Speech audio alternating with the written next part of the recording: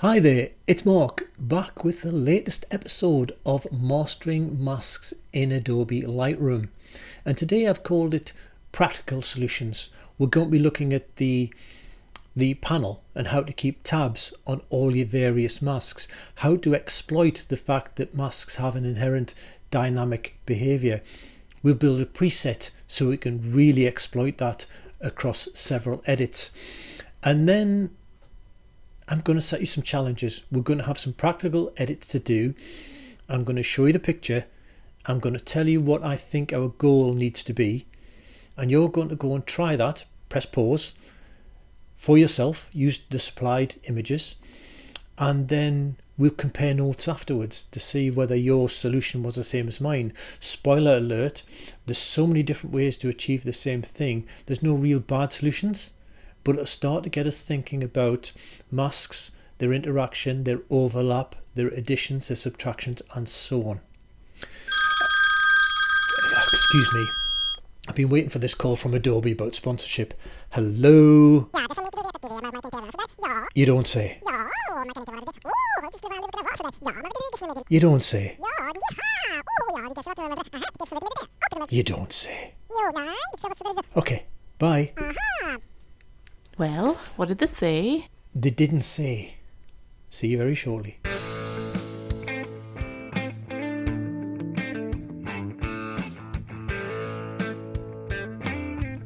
Alright, sorry, I could not resist doing that. Let's get cracking.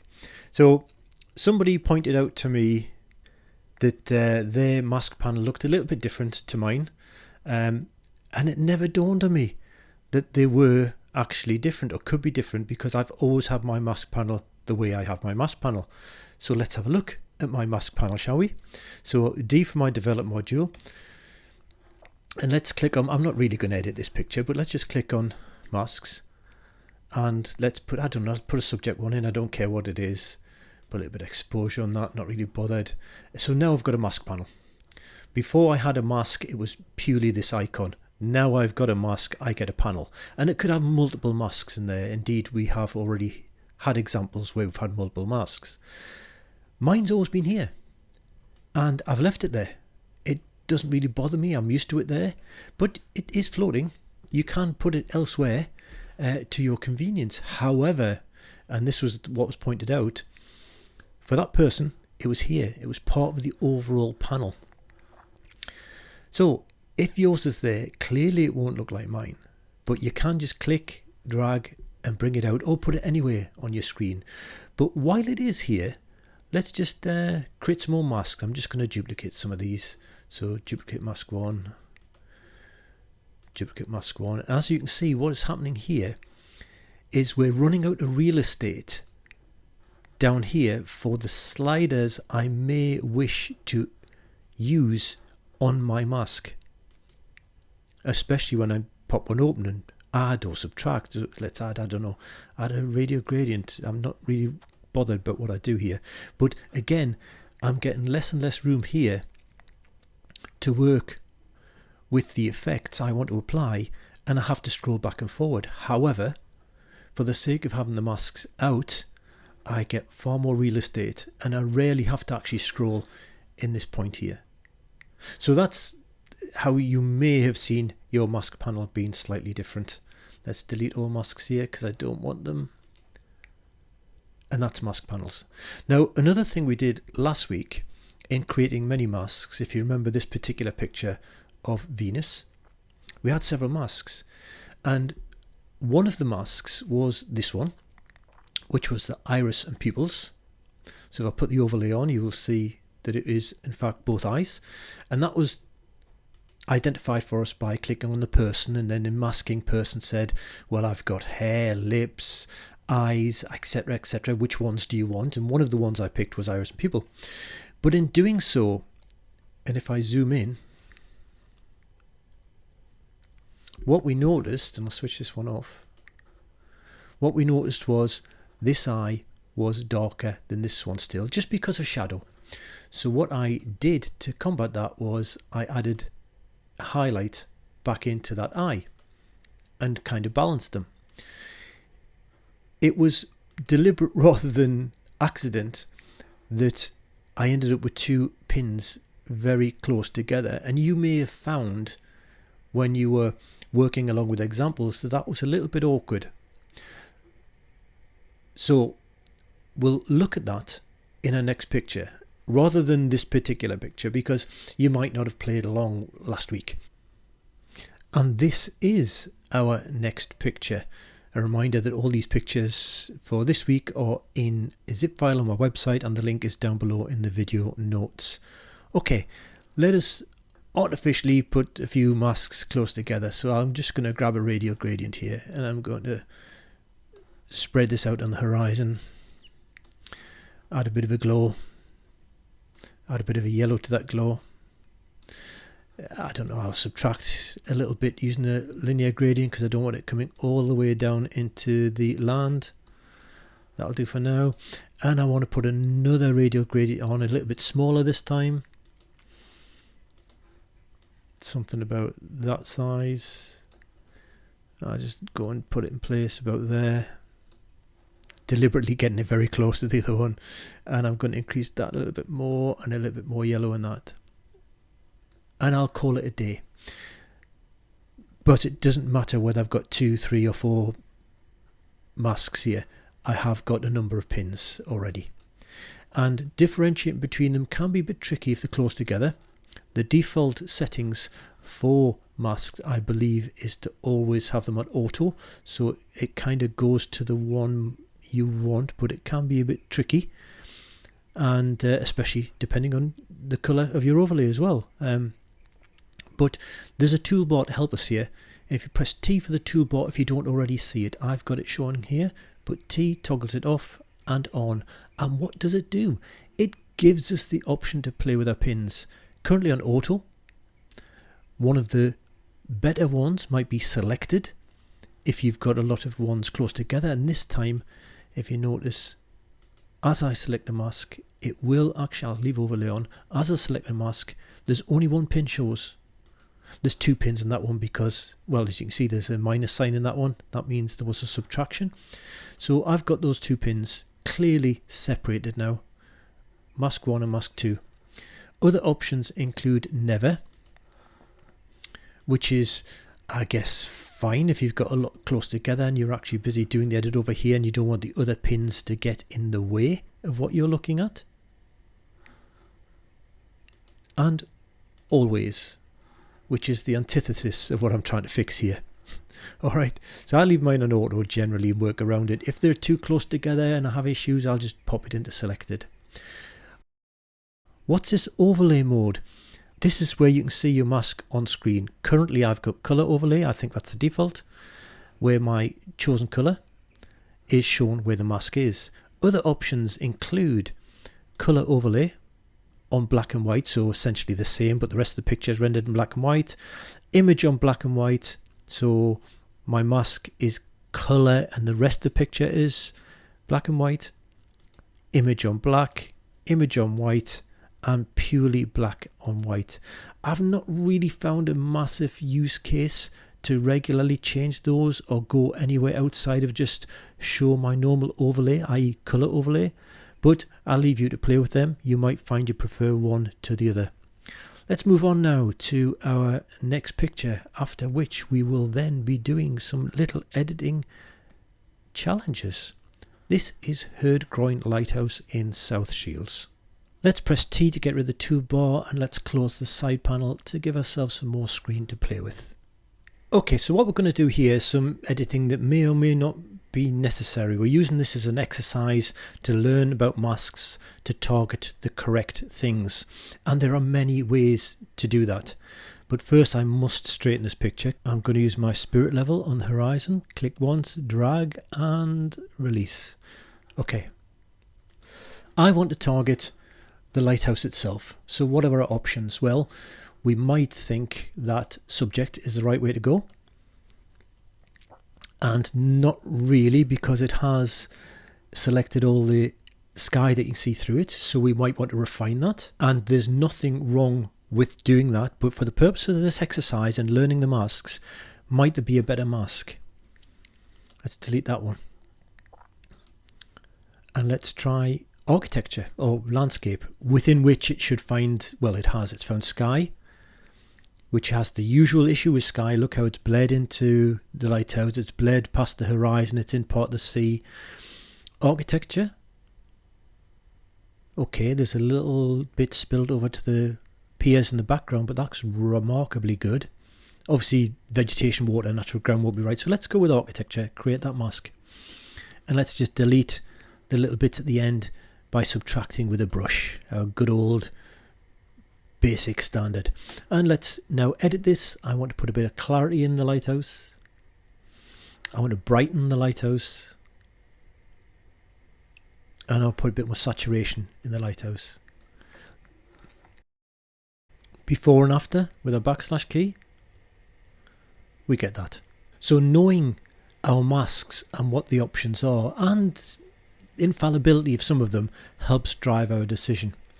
What if we want to put a little bit of a back glow on this, just something subtle? Let's put a radial gradient in, something like that. And what I'm going to do here is I'm going to subtract. Now we know subject didn't work, but what we can do is subtract landscape and then pick again the element within. So I'm going to create that mask, and it's subtracted that, and I'm going to add just the tiniest lift of light behind it, and put a little bit of yellow in that as well. And now before and after that mask was added with our little eye there, you can't really tell it's been added, but it does make it pop a little bit more against those clouds. On the subject of this mask, this is actually a backlight. I'll show you backlight later on. I promised it last week, so we will get around to it. I will show you a backlight later on when we go through the rest of the edits. What else might we want to do on this? Not what do we need to do we want to do? Let's put a horizon glow in like we showed earlier on the previous picture, but this time we'll do it with a little bit more purpose. So I'm going to put a radial gradient in across the horizon. And how do I get the horizon? Well, I've got a pin which represents the center, so if I put that center on the horizon, it's guaranteed to be there. And what I want to do now is just add a bit of a glow into the background like we did earlier, just to brighten that horizon up. But I don't want it in the sea, so I'll subtract with a linear gradient, start fairly close, hold my shift key down to make sure it's straight while I bring this up, and I'll take that out there.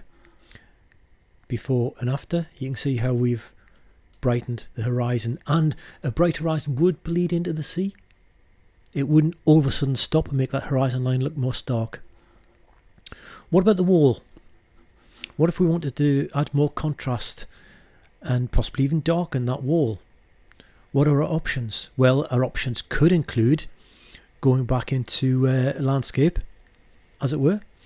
Natural ground seems to encompass all of the wall, plus some extras and north shields in the background. Again, we can actually subtract those, but what might be better or easier is a simple brush with our auto mask set to 1 so it doesn't spill over the edges with auto mask on. And we'll come along there.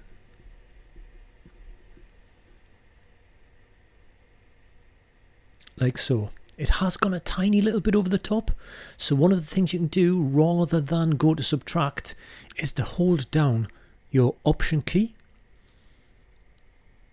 where the plus in the middle of that brush, which is now a minus sign, so it can actually just come along the top there and just wipe those little bits away. And we've got the wall. What do we want to do? Put a bit of clarity in it and darken it a little bit. There you go. So some options there, and part of it is the decision process. Is there a mask that will help me? Is there a combination of masks that will help me? Alright, to finish this edit, I would just probably add a tiny little vignette on it. Not a lot, just a tiny little bit. Go back to our basic panel. We haven't actually done a whole scale edit on this yet. And I'm going to pop a bit of clarity in the whole picture. There we go. Now, let's move on to our first challenge, and I'll describe how these work. Okay, so here is the first of our pictures.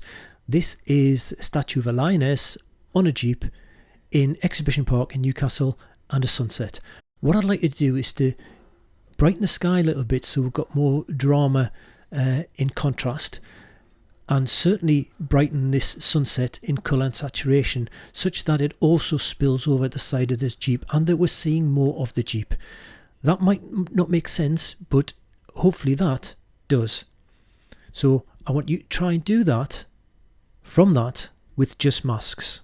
Press pause, have a go, and then come back and press play, and I will talk you through what I did. If we've done different things, that's fine. Mine's not better than yours. The idea here is to start thinking about the masks and the component parts of the pictures to have you actually try rather than necessarily follow. And we'll do that with a series of 5 pictures in total. Off you go.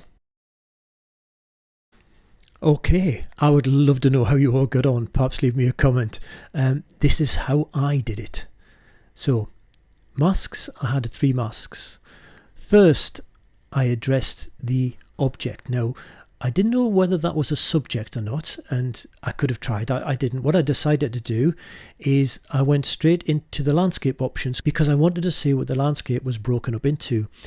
And to my surprise, when I hovered over the architecture, which is a subcomponent of that, switch this on, that was all picked out as one go, which I thought was marvellous for what I actually wanted. So I'll switch this brush off a second. So I chose architecture and I bumped it up by 2.5 stops of light. Let's see what that looks like. Off and on. But this plinth was far too bright. So that's what my subtraction is here. This brush, I used it to subtract the brightening from the plinth. So that was the first part. And I noted to myself I'm starting to get a nice looking bit of light down the front and on the tyres as well.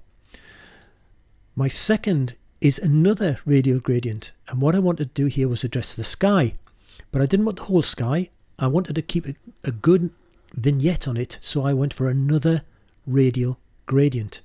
Let's switch this on, let's switch that off, and there is my radial gradient, quite a large radial gradient. But what I didn't want it to do, and you can see it doing a little bit of it, is it's starting to brighten that plinth up again. And I went to the trouble on the previous mask of not doing that. So I subtracted from that radial gradient a linear gradient that you can see here. And that took away that extra brightening that was on the plinth. Third, I want to address the colours. So essentially I just want to saturate this or do something with the colour. I went for another radial gradient, as you can see here. Switch it on. And I again used a brush to subtract a little bit where it went over the plinth. You could argue in this particular one it wasn't really necessary.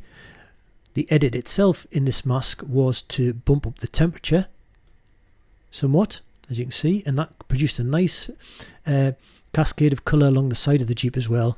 And I bumped up clarity, which brought out a lot of the texture in that paintwork along the side of the Jeep too. So they were the 3 masks I went for. Let's try another one, shall we? So with this particular picture, I'd like to take the sky and make it blend better with the overall colour the picture has. I'd like to really focus in heavily on the cyclists in brightness and in clarity. In my mind's eye, I have something like that, which isn't as natural a picture, but it certainly achieves what I saw. I want the cyclist really to be coming out of the picture at us, and I want the other stuff taken away, except for some odd details like this down the front. So that's what I have in mind. Press pause. I will see you in however long it takes before you press play again. Okay, so I hope you found that one useful. This was the challenge I set. This was my mind's eye view of the edit, which is that. And this to me is what I love about Lightroom. For a non-destructive editing program with just a few simple changes, you can radically change the look and feel of a picture. You can be exceptionally creative, or you can be just very subtle and fix 1 or 2 little things. And anything in between. Here we've got no edits other than in our masks, and we've put 4 masks on, which I will switch off, and I'll show you how I approach this. Leave the bottom one. So this was the lion's share. I should have used that in the last picture, shouldn't I? The lion's share. This is the lion's share of the highlighting. We've got a radial gradient over an overlay, which is, I'll do that again and I'll change the feather. It's on 50%. So rather than that, and rather than completely contrasted in, I left it at the default, which is 50, which gives a nice brightness and allows us to darken around the outside. And that's indeed what I did by bringing the exposure down by about 2 stops. No other changes. This next one, this is where we popped the subject. Now, Lightroom found those as the subjects, which I accepted. I didn't bother that it didn't find that extra cyclist. I thought, no, that this works. And all I did here was I added clarity and saturation. And the result being that. Off and on. Thirdly, I wanted to bring the colour of the sky in, but I didn't use the sky mask because I wanted to kind of bring it further down. I know the sky mask would probably bled into the trees, but I wanted to bring it further down into the picture, so I went for a linear gradient. So my linear gradient came all the way down through the trees, and I feathered it quite a bit. You can see the gap. We've talked about the gap on the linear gradient, how much feather is introduced.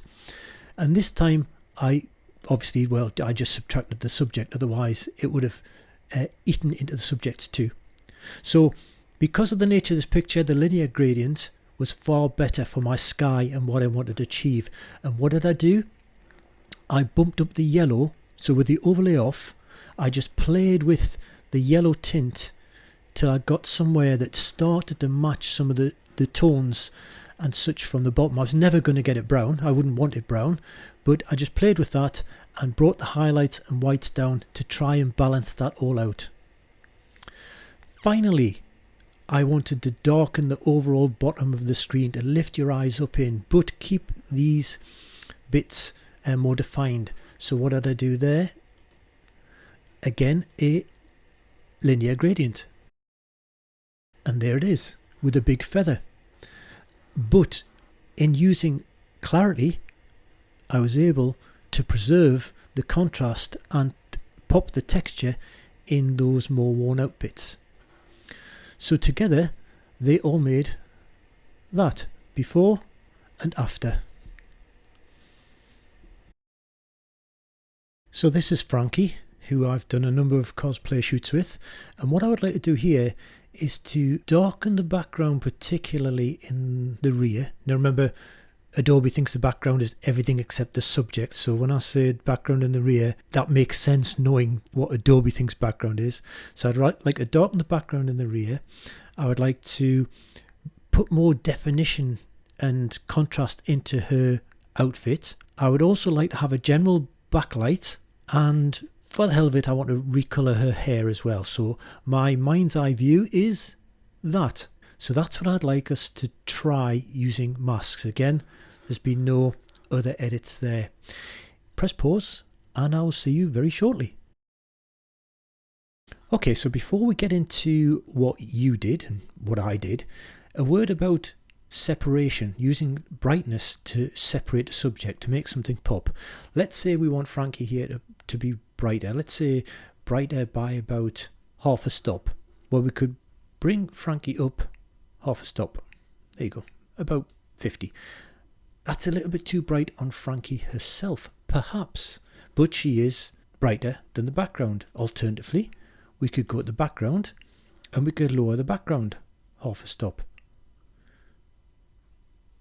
Now in each of those cases, we've achieved the same thing, a pop of about a half. But the half in the background's too dark and the half in the foreground was too bright. So what we can do is one step forward, one step back. Don't fix it all in one mask. So perhaps on Frankie, we just make the pop about a quarter of a stop. And then on the background, we take it down, quarter of a stop. We've still achieved the same level of separation, but we've not overtly darkened the background and we've not overtly brightened Frankie, but we've got the same pop. Moving on, what did I do on this particular edit? They are my masks. I started with doing a backlight that we've also seen, but we'll probably do more on in future episodes as well.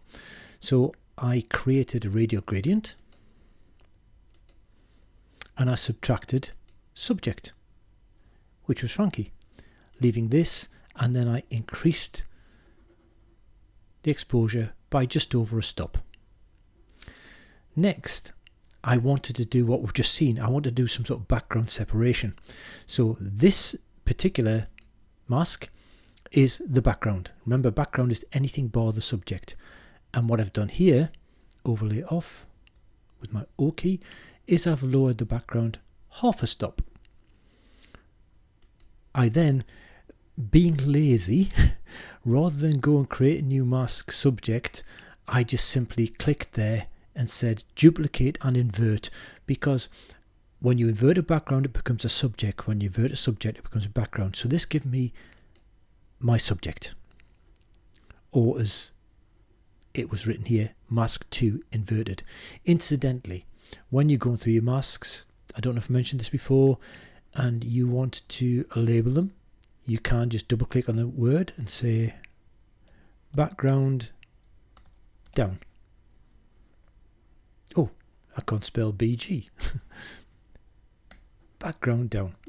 You can keep tabs like that. So this is now subject, and I popped that by 5. So between those two, I got a one-stop separation between the two by going background down half a stop, subject up half a stop. Next, this was the person's clothes. I said I wanted more detail in the clothes, more clarity.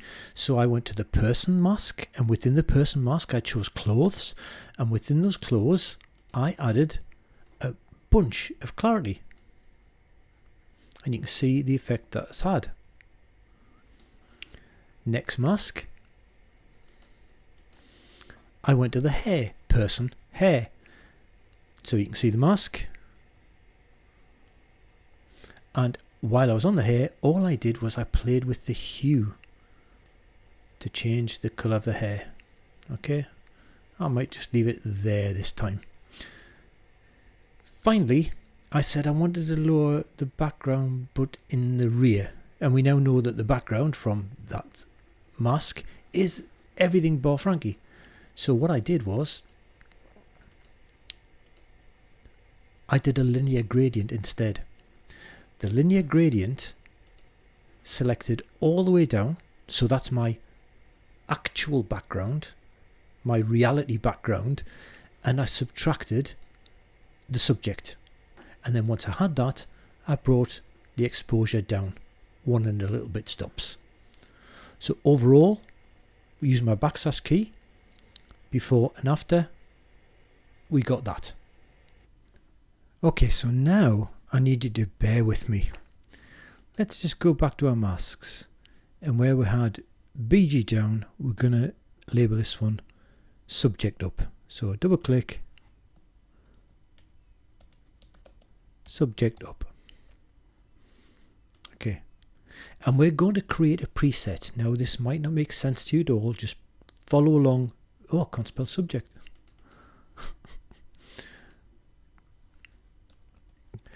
Just follow along and it will make sense eventually.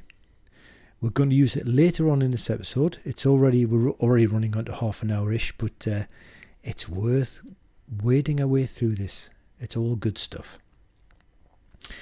So, presets. We'll cover presets in more detail later, but for now I want to create a preset. So I will open up this tab and I'll click on the plus to create a new preset. And the preset might contain everything or smatterings of them or whatever. Let's just check none and choose the two masks, background down, subject up, and give it a name. So we'll call this subject pop.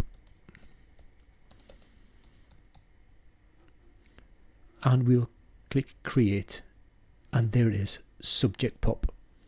We will come back to that in 2 pictures time.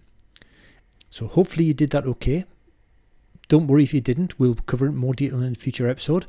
Let's go on to our next picture. So with this particular picture, we have the Baltic in Newcastle, or rather in Gateshead, just over the other side of the Tyne. And what I want to do with this is this. I want to brighten the building. I want to get some separation, this time by having the background brightened. I want to do something with the foreground. I want to exaggerate this leading line going in, and compared to the original, I want the sign to be a bit more muted once I've brightened the rest of the screen. So that's my vision. That is your picture. Press pause and give it a go. Let's see what I did with this. Well, firstly, it's not straight. So I went in and I decided to use my crop tool and straighten tool to straighten this picture. I then thought that perhaps I should start with a little bit of a lift. So I used exposure and I brought it up about 2/3 of a stop, something like that. And then I went into my masks, and here they are. So first was to address all the foreground pavement. Now I chose this from the landscape mask. So create new mask, landscape. It will identify the component parts.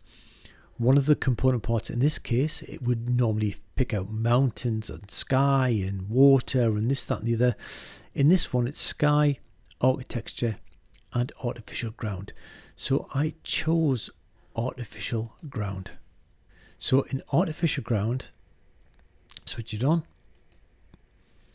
I chose to overlay and off again. I chose to increase exposure, increase the clarity, which was key, and leave it at that for the moment.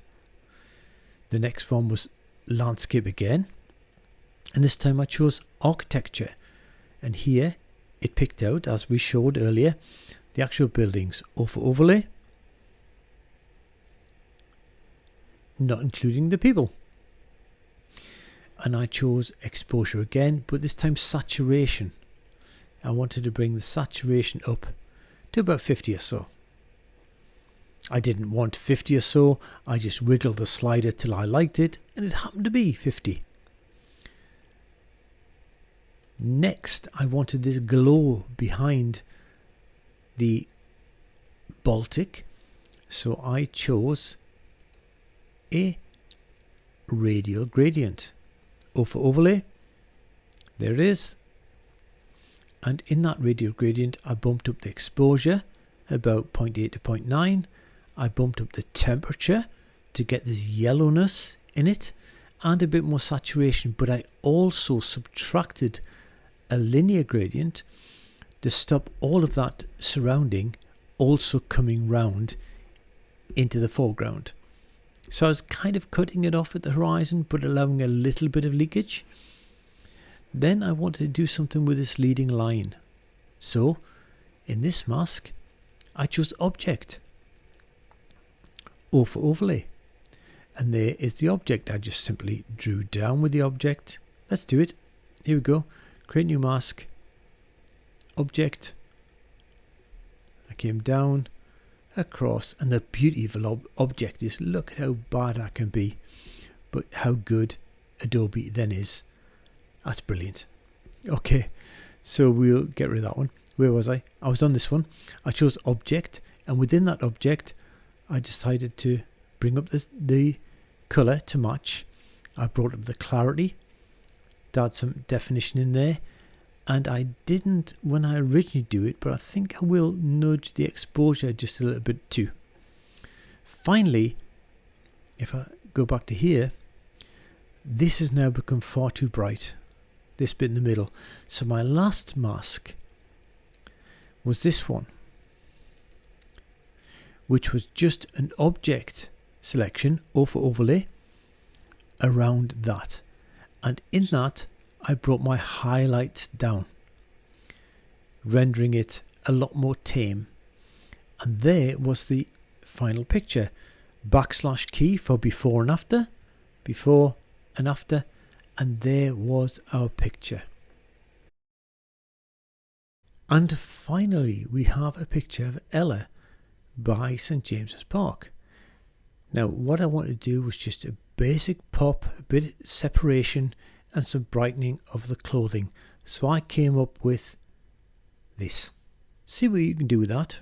Press pause and we'll check our homework in a second. So this is where I started. Our preset. Remember our preset? Where we applied a pop to the subject by increasing the subject by a certain amount and decreasing the background. If I hover over that, you can see how that actually works. So let's apply it. And if we come up to masks, we see it is now added those two masks. And the beauty of this is it's a different subject, it's a different background, but it still works. That's how these masks are really good. They are dynamic, they are adaptive, and you can speed up your workflow by having masks of this sort. Okay, let's get on to what I actually did with this. There's the background down and up, that's the two we've just applied. But I also applied this. Now this mask here is a background. Let's switch that off. It's a background. You can see how I've really lowered the background by 2.5, but I subtracted from that a radial gradient. So effectively I've produced a larger vignette. There are many ways to do this. I could have just had the radial gradient and inverted it, but that's by the by. It's the combination in whatever way you want to achieve the goal. And as we go through the next few weeks, we'll find the more expedient ways of doing this. But the Venn diagram of all of these masks is powerful. We're going to see how intersect is the best thing that's come out of masks. We've done additions, we've done subtractions, but in the few weeks to follow, we see the power of intersect. I've not touched it so far, but it will really unleash the power of masking. This next one, switch this on. We chose a person and clothes. We've seen it before. Let's go over overlay, and we used that to identify the clothes, and lo and behold, I increased the clarity. Finally, just to bring a bit of darkness up from the front, I added a linear gradient over overlay, and I subtracted Ella from that.